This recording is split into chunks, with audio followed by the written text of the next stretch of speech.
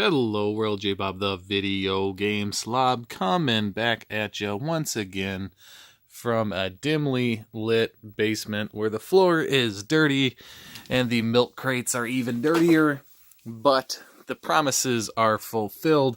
So I said in the last video that we would jump into my mail day with a cool NES thing, but it's J-Bob, and so I had to not be endorsed by PayPal, by Walmart.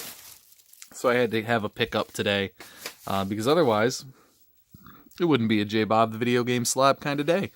And so I probably should have done some research. It's been a hot minute since I ordered this. It took a while to come in.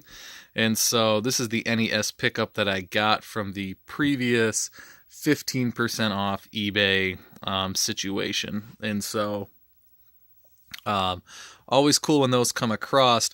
I want to say I paid between 120 and 130.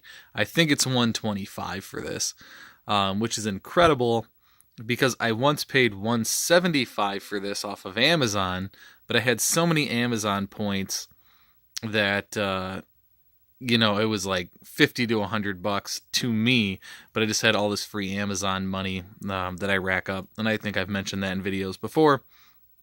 And so it came and it was in terrible, terrible condition. And so I had to return it.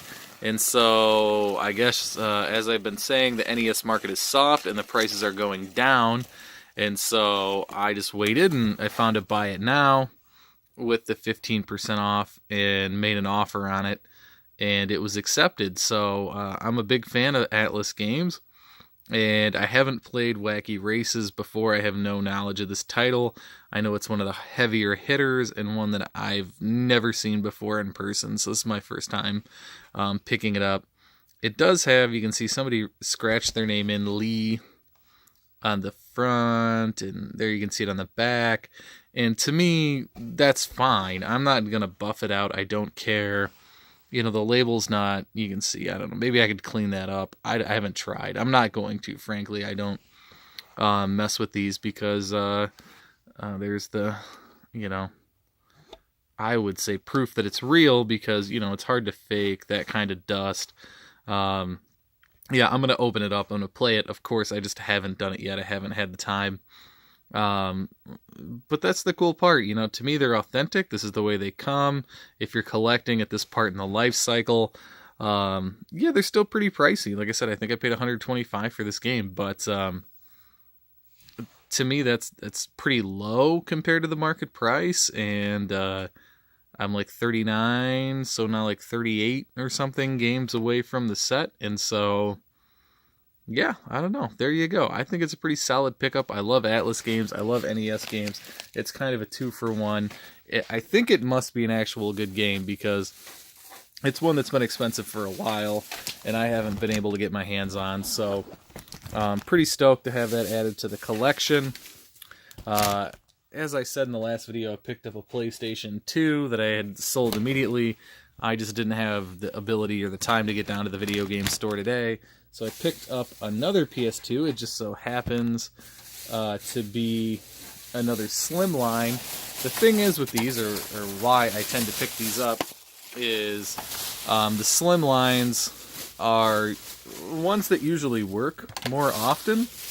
I don't know why that is. It's just the old fat systems don't tend to work with both types of discs, the DVD and the CD disc. And so if you're out there buying a PS2 in the wild, I really recommend that you check for two things. And you have to test it if it's a fat. There's just really no way. And you have to test these too. You just won't know if they work. They just tend to work better. But if that seal is broken, then forget about it. And people won't tell you this, but check for pry marks. And you're not going to see pry marks on these because they're a flip top. But the fats, you can always tell if something's going wrong by the fact that somebody tried to pry a disc out of the front or it stopped working or, something like that. And so always look for pry marks on PS2s if you're buying them. But, my local video game store says somebody calls them once a day wanting to buy them and he can't keep them in stock. And so he ended up getting one. I gave him one. There's the third one. That was the 8 megabyte card that I got from the last deal. So I made whatever it was, $11, and got to keep that. And he can't sell these. I can't sell these. So there's another one from this deal. And when I say that, I should probably reach over here. Oh, man. Well, it's buried, but... Well, here's one of them. Oops. As more go flying out there. You can hear the sound effects. But here's one of the bags that's filled up full of these stupid-ass things. And so you just can't sell memory cards. I don't know why. Nobody buys them. So there you go. Into the pile that goes. It is going to end up coming with a second controller. I had a guy who was buying these. It was the video game store that went out of business. He said, oh, I need, extra PS2 controllers. The other video game store does not. So I am going to pocket, I paid $15 for that if I didn't say it already. So I'm probably going to sell it for $20 to, $26, $27, $25, something like that. I'll make $10. I know I could make more selling it, but I give them to him because he needs them. It keeps him in business, keeps people coming in the store. I'll get a free controller, free memory card, and make a few bucks. Plus, I got these. Neither had the manuals or the maps or anything cool, but San Andreas, Vice City, they're just popular games. That's great. Gran Turismo 3. A good game, but nobody cares. There's just piles of those around, so that'll end up in the double pile because nobody will want it. These will probably go to the video game store because they're just... Nobody actually buys them in person. They seem to buy them from video game stores, but they're in every lot that I get. And if I was really good at video editing, I would show you the picture that I just got 2 days ago where he finally buffed out every Grand Theft Auto that I have given him on the PS2, and it is like, I don't know, 50 deep in reserve. I think he has 50 extra copies or something like that. And again, I could have kept them all and probably put them in a giant eBay lot and somebody would buy them, and I'm sure he could do the same, but it's kind of an agreement with the PS2s is I just bring him the GTAs, he buffs them out, and they sit on a shelf because nobody, people want them, they're worth a couple bucks, but like nobody really wants to give you that. And so I just don't want people to have them. I kind of want it to be a market shortage.